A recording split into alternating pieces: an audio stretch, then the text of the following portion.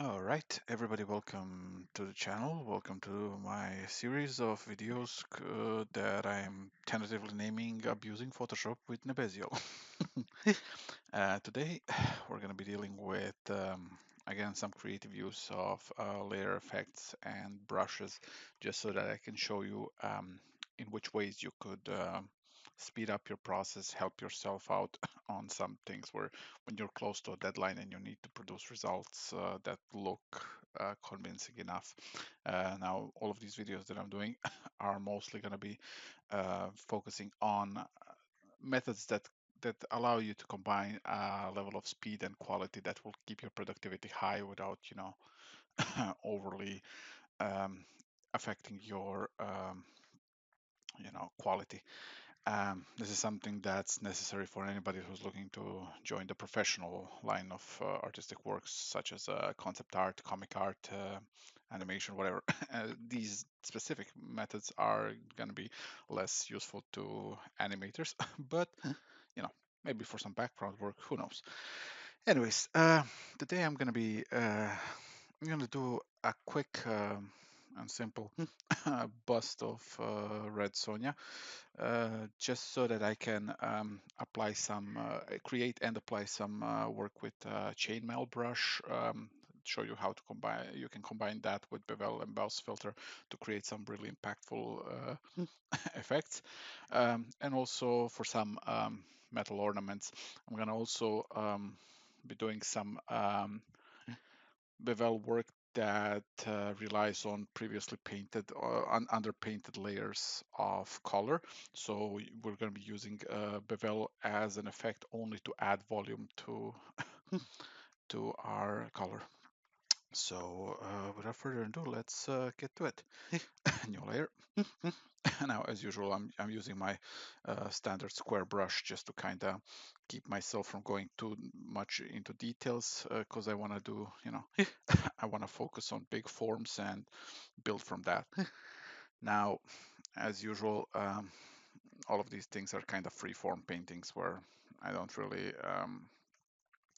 I'm not really giving it my all. I'm just kind of doing a thing so that we get to that point where I can, where the image is useful enough for me to display my methods of work. Right, edit on the move.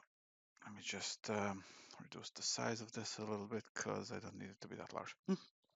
uh, as usual, pardon my vocal tics. My Tourette has been kicking my ass these days. Plus, it doesn't help that the spring has decided to pay me a visit also. So if you hear me sneezing suddenly during the thing, do not be alarmed. It's a war hasn't broken out anywhere near. It's just me, getting my sneeze on. So, um, a useful thing about drawing hair that I've picked up over time, while I'm drawing it already, so I figure, might make the most of my time here. Um, I used to build a lot of hair brushes, your standard brushes where you could just, you know, where you would just apply a few dots and just kind of build your hair with that. Let me show you a sample of a brush I would use in earlier days. I'd use one of these, and yeah, well, those are nice. They are actually a detriment to your ability to draw efficient, believable hair. And it's because they oversaturate your image with minutia. They oversaturate it with small forms, with small lines, while you're still trying to build up a structure. So my advice for anybody trying to draw hair is work large forms. Work in large forms. Build your hair. Build your hair one block at a time, not one strand at a time. Um, separate your volumes, give your hair some structure, some form, and then once you've gotten into enough details, then you can, fine tune it with some, fancy brushes and stuff like that. Those are always, cool. But if there's no underlying structure to carry that hair, it's never gonna really look right. It's gonna look detailed. It's not gonna look believable though. So that's why you see me when I build my hair these days. I always start with the dark underlying so that it gives me enough room to to build up my volumes. Plus, it allows me to immediately have shaded areas, and considering my square brush does have pen pressure set to it, I can just I can decide how much I want to press my pen to actually have the color affected. So, I can slowly but surely and meticulously, well, not really that slowly, but I can effectively build up my forms.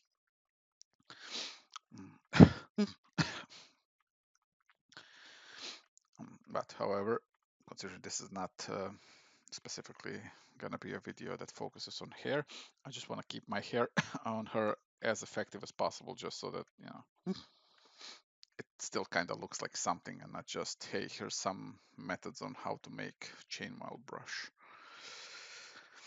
So we're just gonna keep on structuring the face out.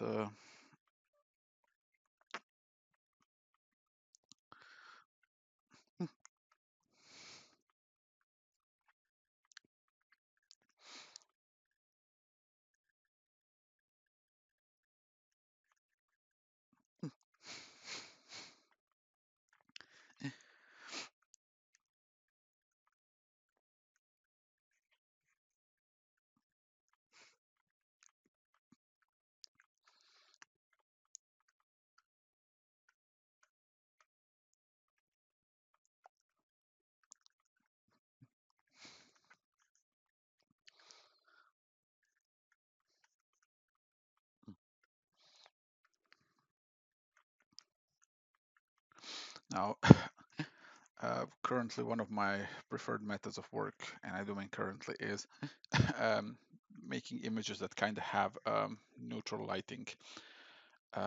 It's a personal preference, mostly because with smart use of multiply and hard, linear, and soft light, I can actually then dictate whichever kind of illumination I want on my piece.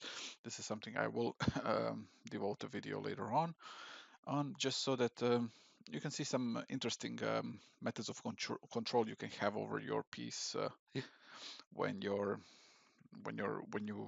use relatively innocuous, relatively simple kind of a global illumination instead of proper, light shadow angles and all that stuff.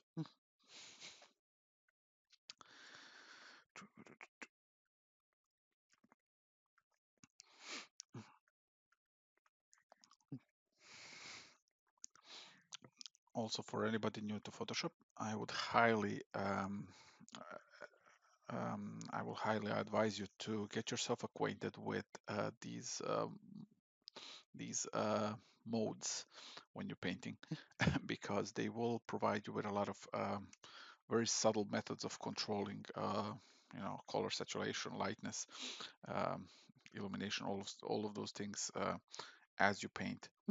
For instance, um, I used to work predominantly with hard and soft lights and linear lights for strong highlights. Um, and those are all modes in Photoshop. But over time, I've also gotten to understand the effectiveness of multiply. Multiply is pretty much the ideal mode to use when you want to add some colorized shading. So you can set it to, whichever color. Let's say I want a bluish shadow. So what multiply does is it will use the light value of this color to add that much shadow, and at the same time it will also infuse the color itself into that shadow.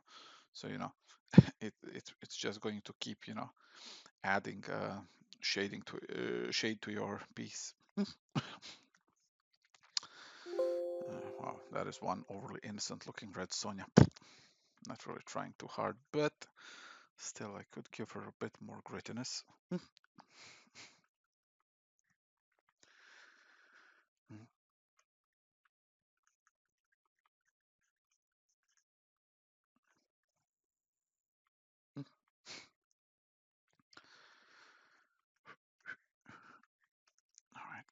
some more hair here.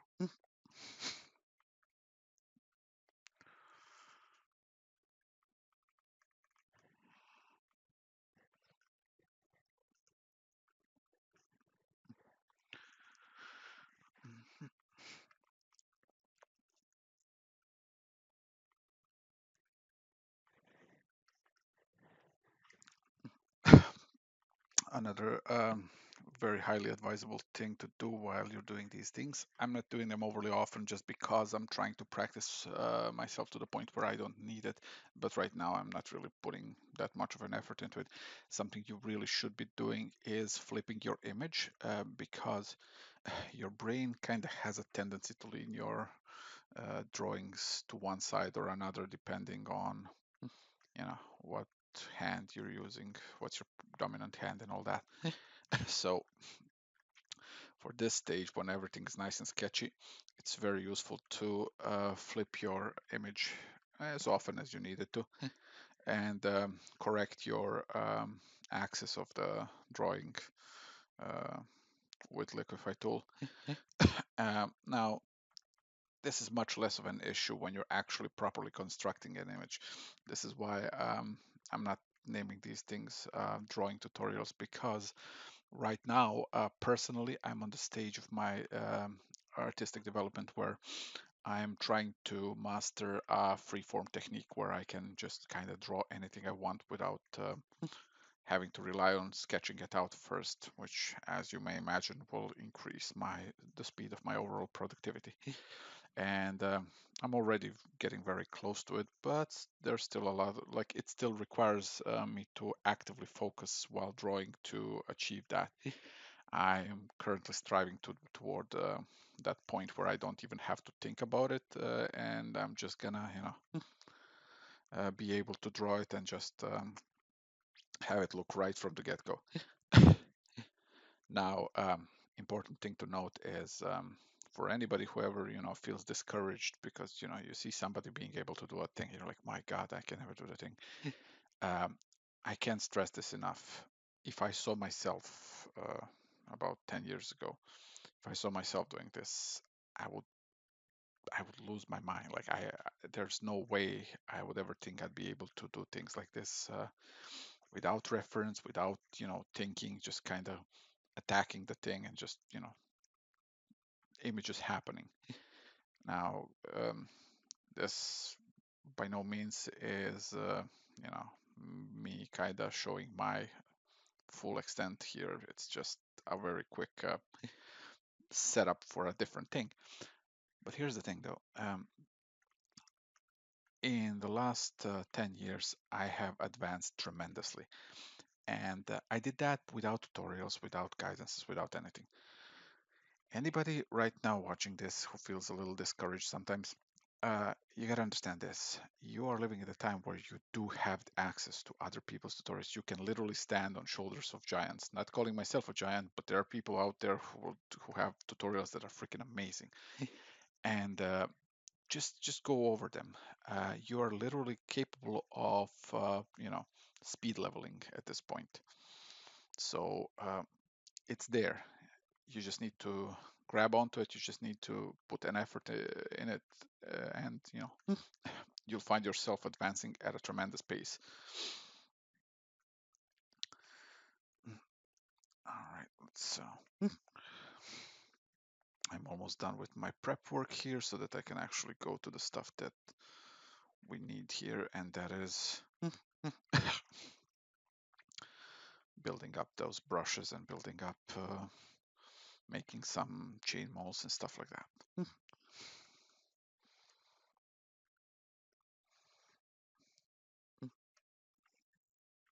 Not color burn, I said multiply.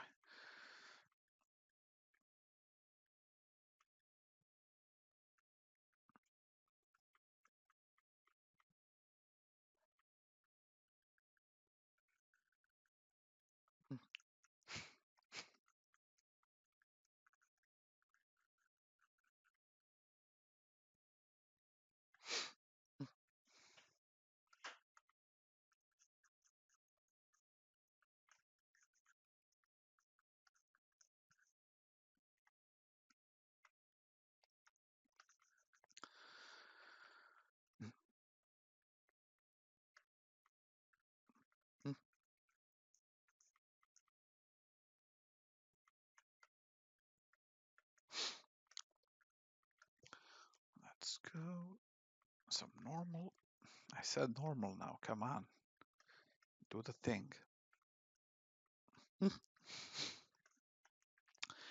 All right, so now what I'm gonna do is I'm gonna start building up some let's some underlying like leather armor understructure, just so that I have something to plausibly, get my armors attached to. All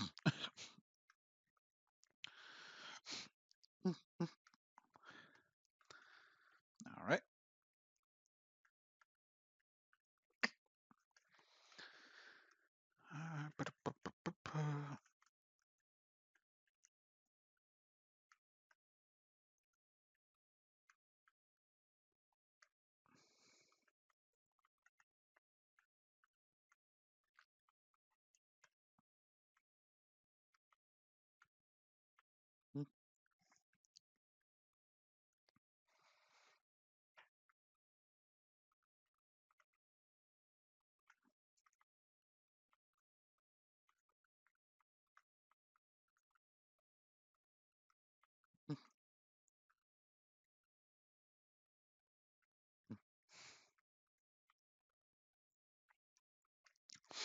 All right.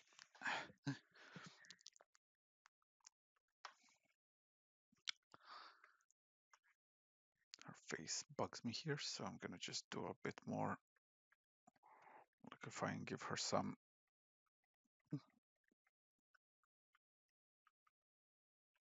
character.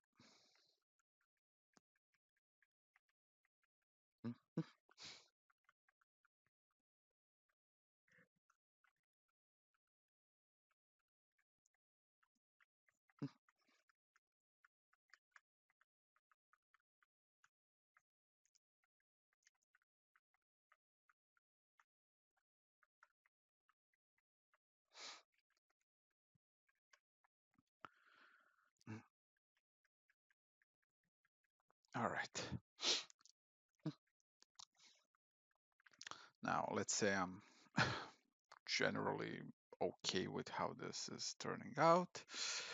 And let's say I want to do some, armor pieces and stuff like that. And now I'm like, now I'm gonna go into the minutia. And my God, those are some big breasts. Just gonna, sorry, for a split second, gotta get some breast reduction surgery going on here.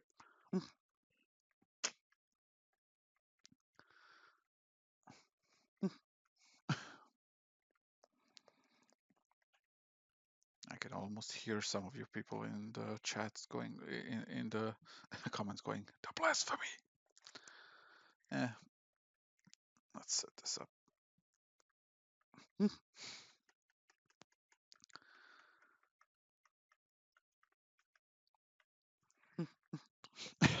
All right. So let's say I'm now happy with this. Let's get to creating some armor pieces. So there's a bunch of different kinds of armors that are very repetitive, created from repetitive elements. One of the most common ones is the chainmail. Now, for chainmail, it's actually quite simple to create decent chainmail as a brush. So what you want to do is just copy, merge, file, new. Okay, let me just create myself a square thing, and then I'm gonna layer, new layer. Okay, now what I'm gonna do is I'm gonna make a circle, flood fill it with black, because brushes are a simple black and white solution in Photoshop. Why are you doing this? Why are you always doing this? Why you do this? There we go. Now I'm gonna reduce the size of the ring of the circle, just so that I can create an inner part.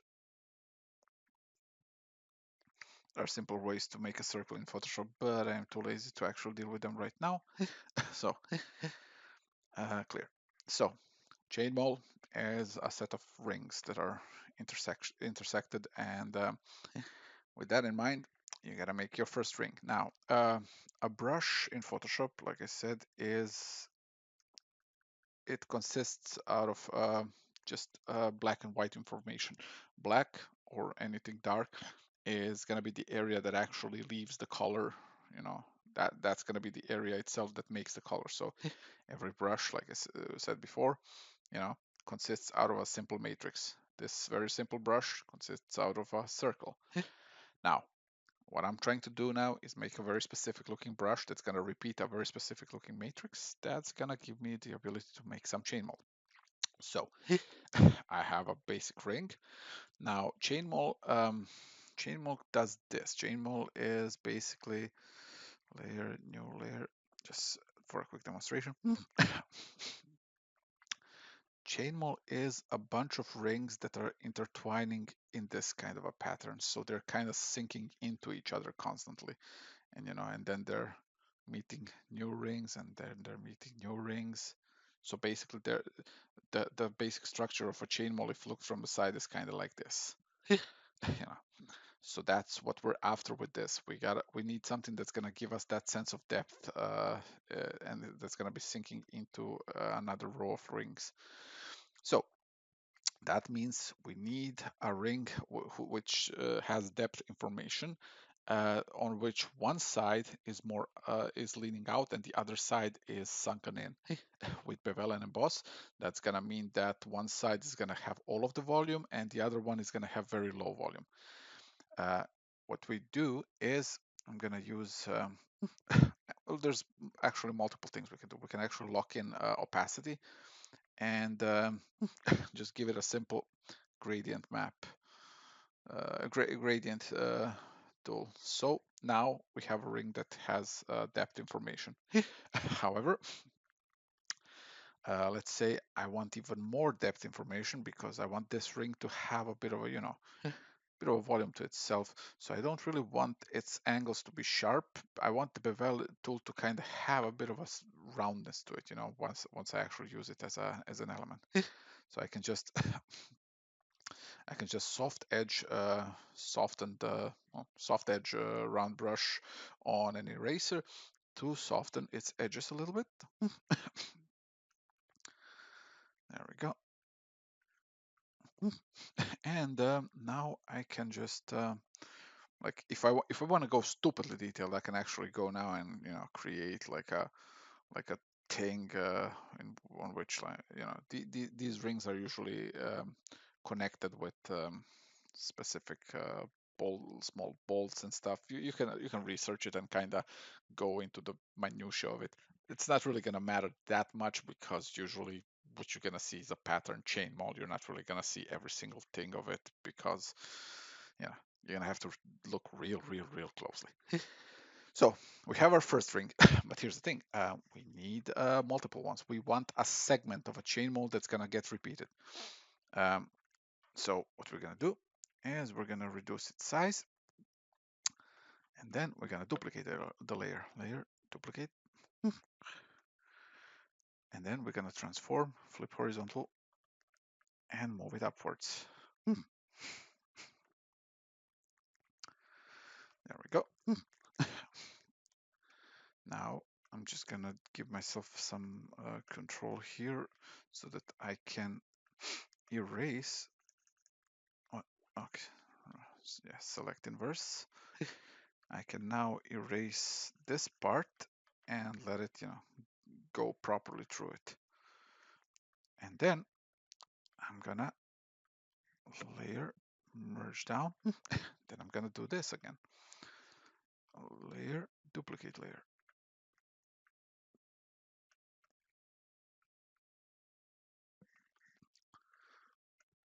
I'm gonna select them both, free transform them so that they all fit. So I'm gonna have these 4 rings. That's gonna be my first segment. Now, time spent on constructing a good brush is gonna mean a world of difference for you in the end, because it's gonna look believable from the get-go. Believable enough for quick and effective work, because that's what it's about here. I'm not here to teach you high art. There's better people for that out there. I'm just here to kind of let you in on my own methods of creating quick and effective art for professional purposes where, you know, time is of the essence always. So layer, merge down.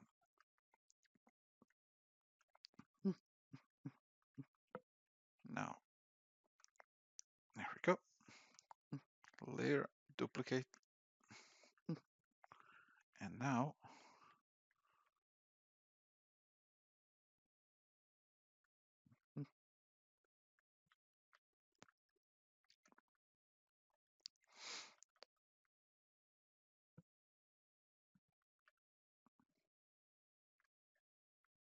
let's see, how do I want to intertwine these? Oh, right. Edit, transform, flip horizontal. Yeah,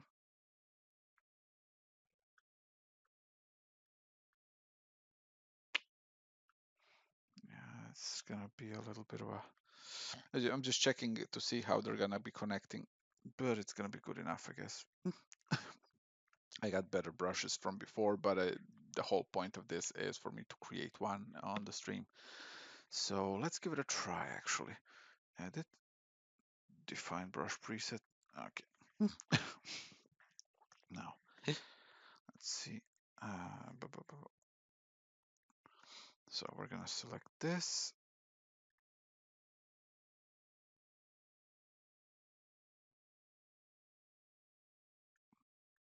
Okay, shape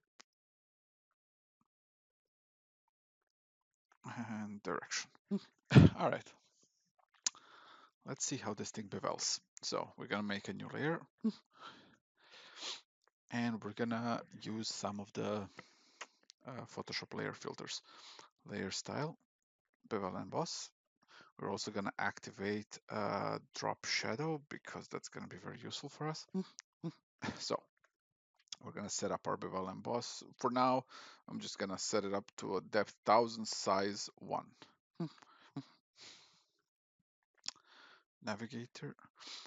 Depth, of course, gives you the how much depth info you're going to be getting from your brush, and size means it's not going to be basic. It's going to be minimally interacting with the edges of your brush, so it just deals with brush's own depth info.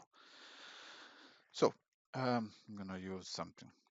There we go, something like this, and let's give it a try. So as you can see, it's already pretty effective, very simple, gets the job done. So, you know, you can get yourself some decent chainmail going. Personally, now, if this was something that I was creating for to be actually useful, I would have probably gone with a thicker rings on their own. But as it is, they get the job done. Now, bevel emboss. Now, what you can do is you can also set yourself the angle for your illumination. For this, in this case, I think something from above is going to work very nicely. Other things you can do is you can screw around with these settings, which will give you a bit more polished metal look with higher shines if you need to. You know, it's good. It's good to try it out and see which works for you.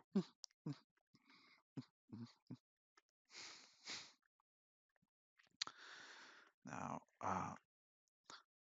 also drop shadow. I'm gonna remove the size of the shadow, get it some distance. There we go.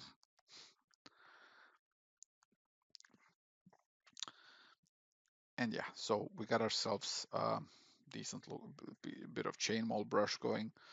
Um, Another method that you can also always use with these things is instead of doing, you know, just drawing like this, and let's say you really want this to conform to your shape. Okay, so basically what you can do is you can make yourself a bevel layer that's basically where on which you're just gonna, you know, repeat it like this. um, yeah, you can basically copy paste this thing over and over and over again. So I'm just gonna rough it out just so that you get the general idea. And then you can work this as a selection to go, you go to warp and then you can actually warp it to shape so that it, properly follows the contour of the body and everything like that, whatever you need it to do. You know, and yeah, it's gonna do your bidding. Still, again, this is a very quick example, but I think you get the idea. But let's say I don't want this. Let's say I was just like super happy with the previous bits. I'm gonna just edit, clear this out. So yeah, let's say this is what I want. This is my dream bit of chainmail. So I'm gonna just add now a new layer.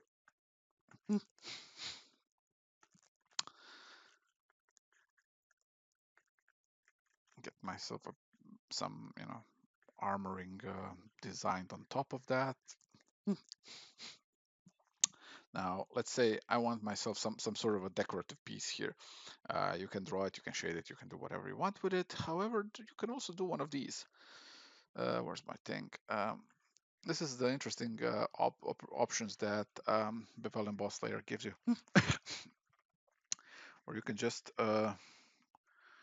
make, it's like you can make a brush that you can then later on reuse. Let's say you're working with a character that you're gonna have to illustrate several times, and they have this very specific looking piece of ornament or something like that, and it's annoying to just have to redo it over and over again.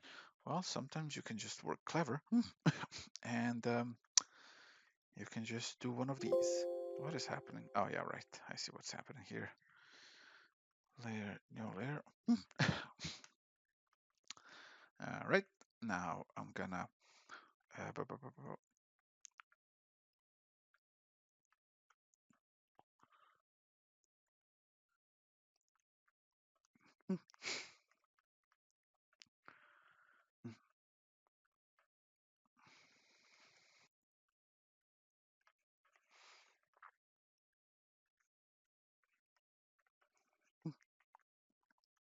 So I'm just gonna create some sort of a random ornament here.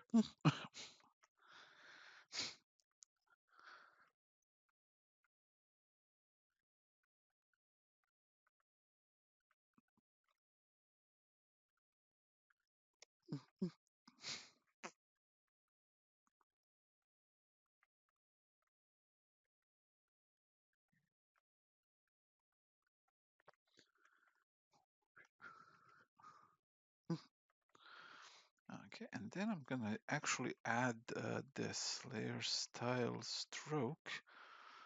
Oh shit, yeah, of course, I forgot. Actually, I'm gonna do it like this: layer, merge down, layer, new layer, we copy, and then I'm gonna apply the stroke.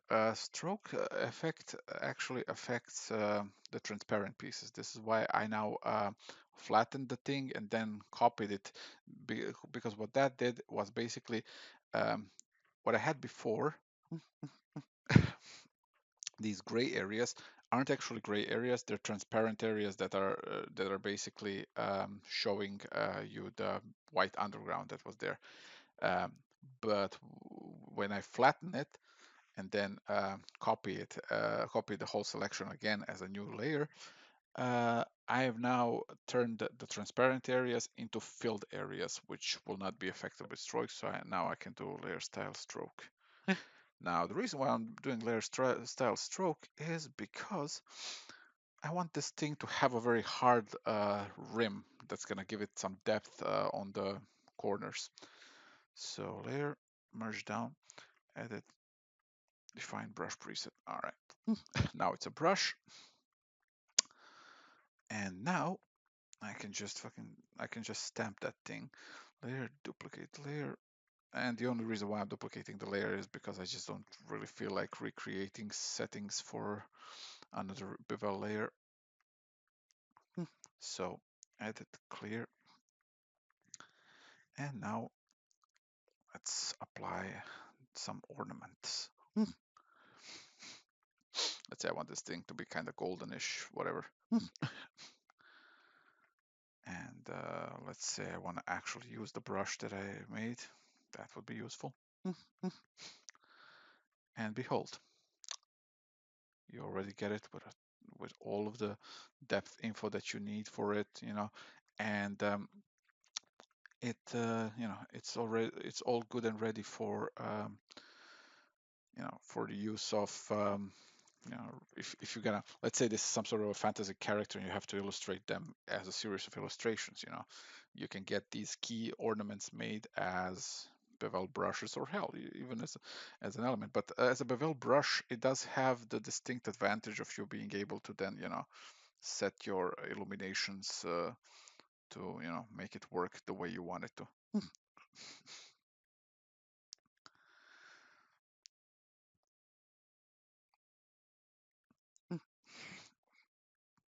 And also I can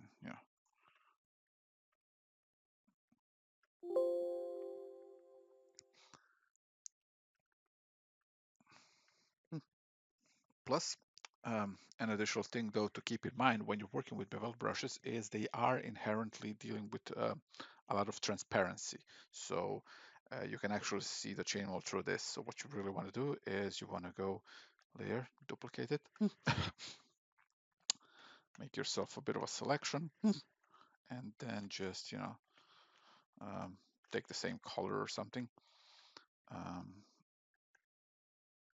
Yeah. Okay.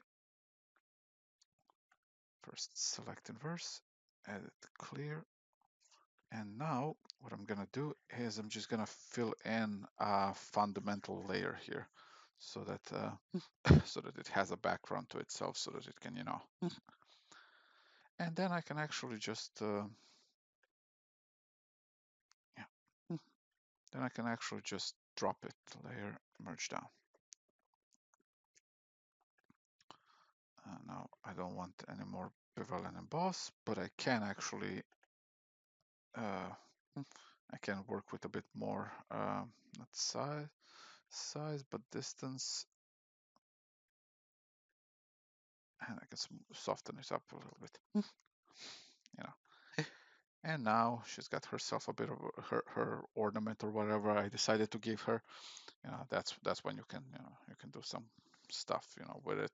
That's when you can actually paint over it a little bit if and where you need it. Generally, you will always want to do some touch-ups and stuff like that. So I'm gonna give her some sort of a gem in this thing. So it's gonna be a little bit of a cool little aesthetic touch. Linear light. Too much.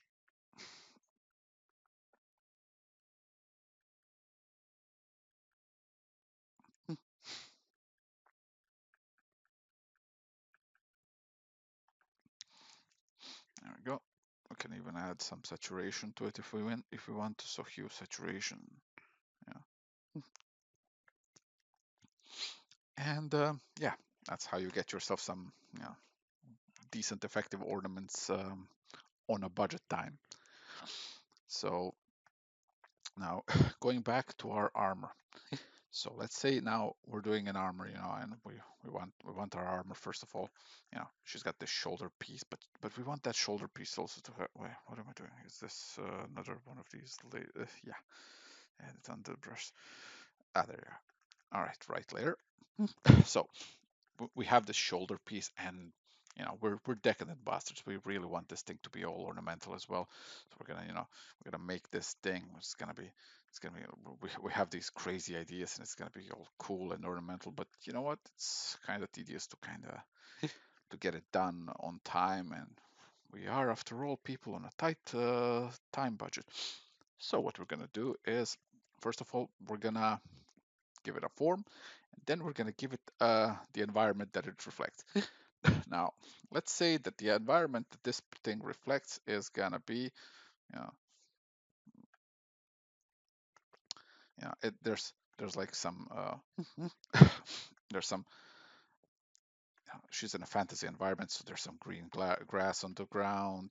There's some mountains in the distance. There's some blue skies and shit. It's gonna be like, beautiful, idyllic stuff. Maybe even some clouds. And like the sun is illuminating this grass, so it's getting some real nicely intense, greenish yellow tones to it. Yeah. And there's maybe even some forest in the background. So this is the environment that you're basically going to be kind of drawing in on this thing. So what's going to happen is everything that's looking down as a form is going to be reflecting the grasses, the green grass. So you're going to first wanna, you're going to want to decide which areas of your armor piece are looking downwards. So this part here and this part here, it's gonna be picking up on some of that grass action. Then this middle part, that's kind of facing most forward, it's gonna be getting some of that forest. It's gonna be picking up some of that, and some of those mountains. It's gonna be those tones, and then you're gonna be having anything that's looking upwards. It's going to be actually grabbing onto some of that sky. In fact, we may want to even saturate that sky a little bit. So it's going to be getting some of that sky. Uh, Now this is again facing more forward, so this is going to go back down, and it's going to start picking up those mountains and some of that forest maybe. So once you've gotten those reflections in order, you can kind of, you can fine tune it. You can blend the form so that the whole thing actually has a feeling of something that actually exists.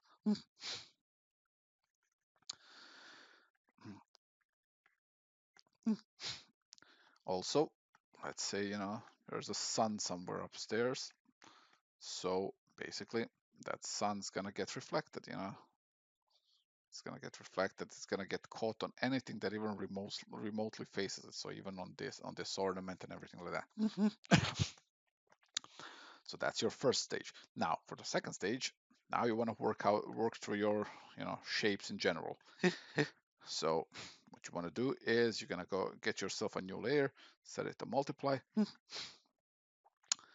and just go to town defining your ambient occlusions, your shadows. Get that thing, some of that actual larger shapes defined. And yeah, very useful thing when doing ambient occlusion stuff is, of course, your blending tool. The blending setup of the smudge brush can do some really great things. For all of you using newer Photoshops, I've done, I've there's at this point I think there's a bunch of versions of this blending tool. I made mine about 15 years ago, and I've kind of stuck to it because it gets the job done for me. But basically, it is smudging. It is a smudge brush with activated scattering on a low scatter. Something that's very manageable. Count set to 1, and so sorry. And what you really want to do is uncheck spacing. Spacing needs to be off. Other dynamics are fine, or in the newer versions of Photoshop that will be transfer. But yeah, so we're basically doing our small form separations and stuff like that. So now we're done with that. Now we're happy with how that looks. Let's say we want to get some ornaments on this thing that they're gonna look effective, if not actually absolutely physically perfect, because we're on a budget, we're on a time constriction. And so what you want to do is you're gonna apply layer, new layer, layer style, bevel and emboss. There we go. Again, depth to 1000. We can set that size to 1. I said 1. Thank you. And what we're going to do is we're going to set fill to 0.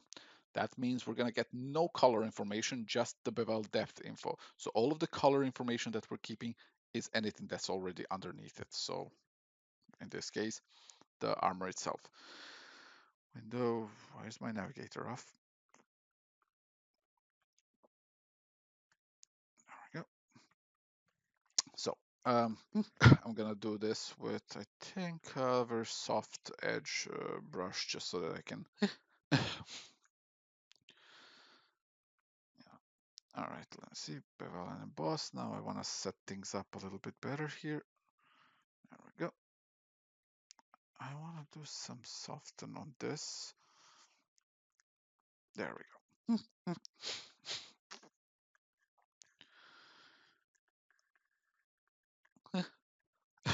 And this is where you can go crazy.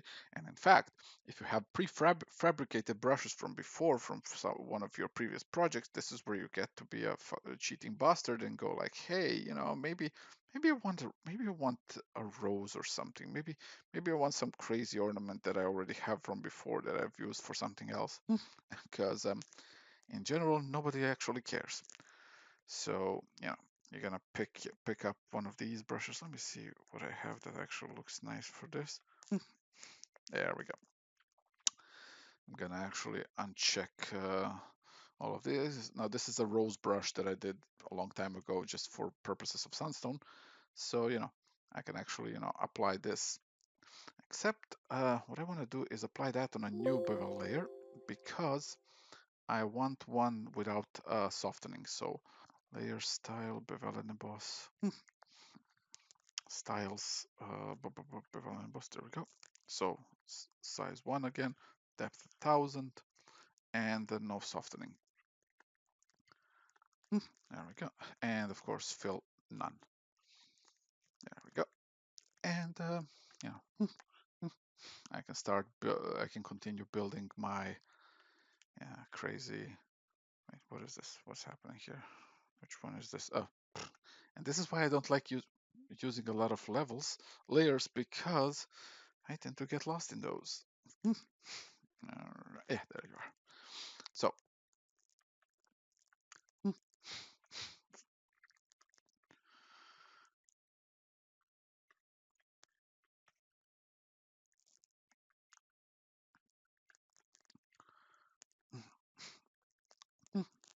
So as you see, the only thing that we're maintaining with this setup now is the depth information of the brush itself. Nothing else. All of the color that we're actually dealing with is the color of the underlying painting. This is actually quite a useful technique to do all sorts of things. You can actually make like if you're doing a character with a lot of veins, you can very effectively get all of your veins done in a very short amount of work.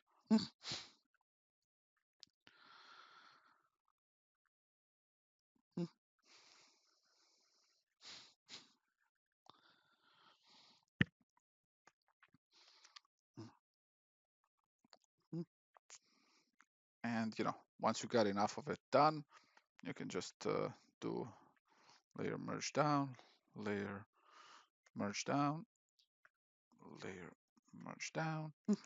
Now let's just merge.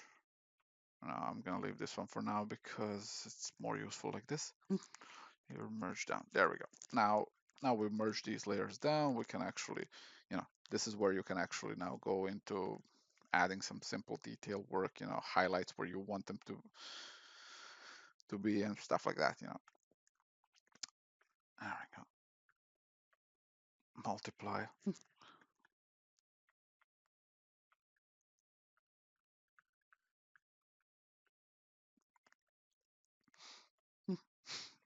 Image adjustments. I can actually increase the saturation of this a little if I want to. If I want those reflections to really pop on it. And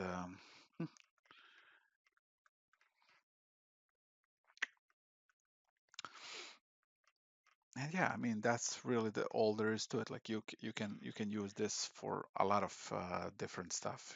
You can use this for like we previously have shown. You can use it for very effective scales and stuff like that on like dragons, lizards, dinosaurs.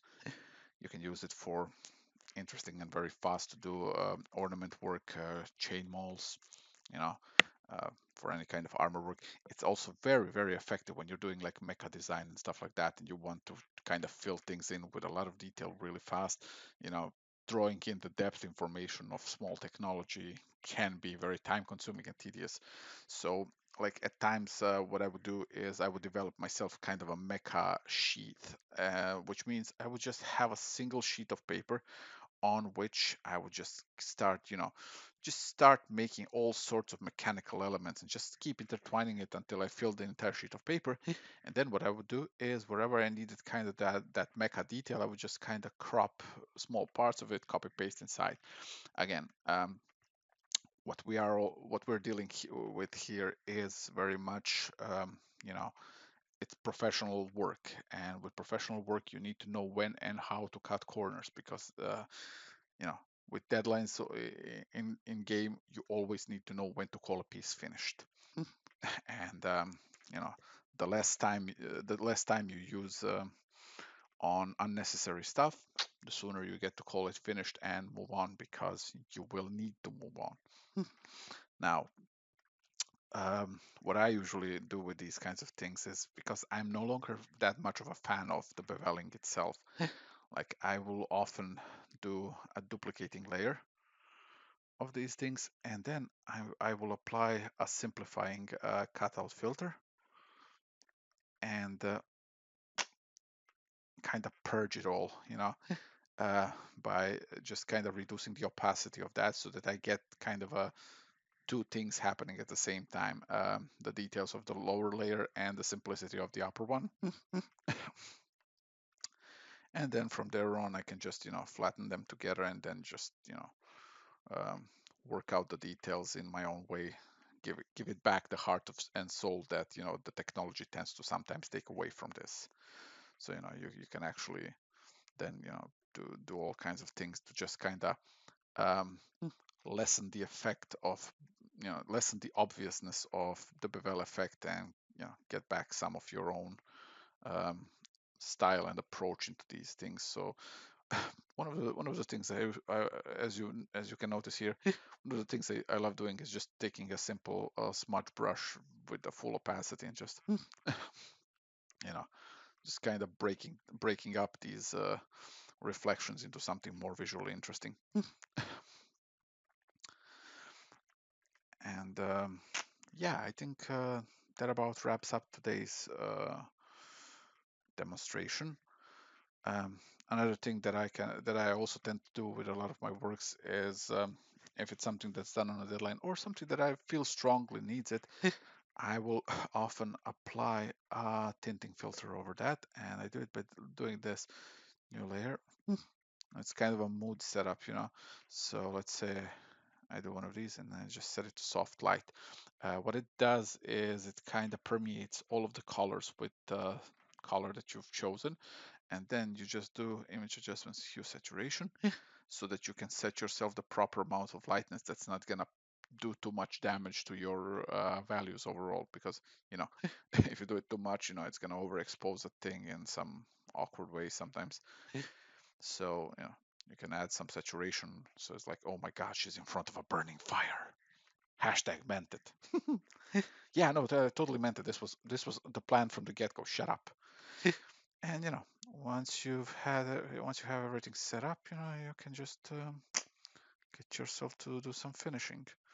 So yeah, I don't need this anymore. I can just I can get some. I can. Where's my square brush? Because I like it because it looks fancy even when it's unfinished. There we go. So I'm gonna do.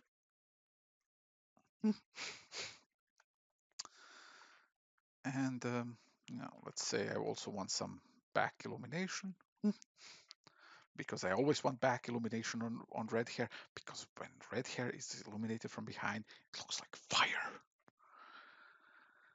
Yeah, I may have a thing for that. Okay, shut up. All right, let's give it some, let's set that red hair ablaze. What is this? What did I, oh my God. Of course I did it on the wrong layer. Why wouldn't I do it on the wrong layer? Ugh, step backwards, step backwards. I could use a keyboard, but I don't have one very close to me.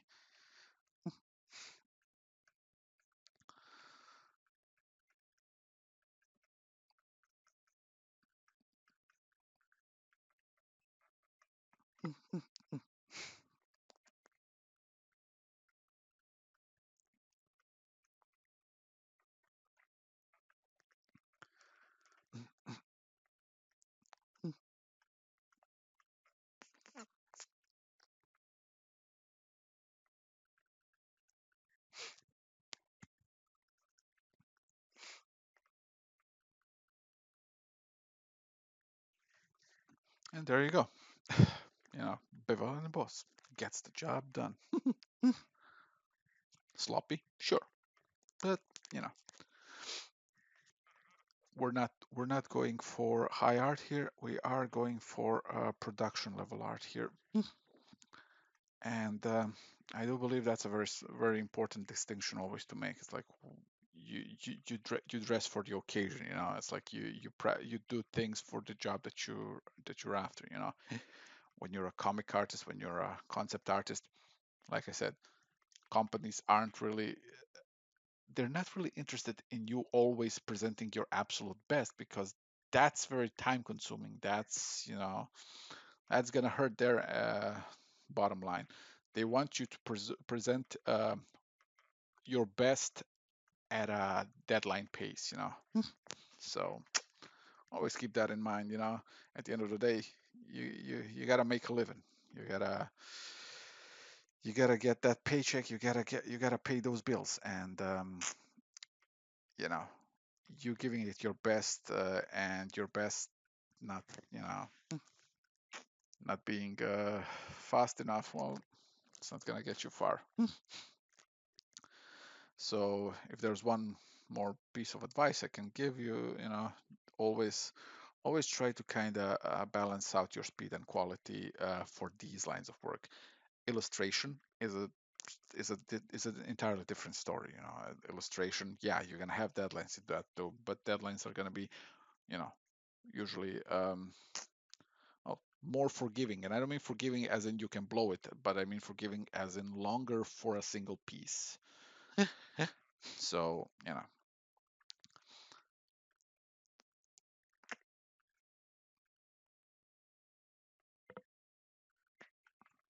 and there we go. That'll do for today.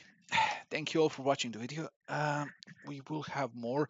If you have any questions or anything that you'd like to see me tackle and, you know, explain away and go through the process, go through the, because a lot of this is less of a tutorial, more of a brain process kind of a thing where I explain to you, you know, my approaches, the hows and the whys, and, you know, what's there to gain from it and what's there not to gain from it, what's there to lose from it.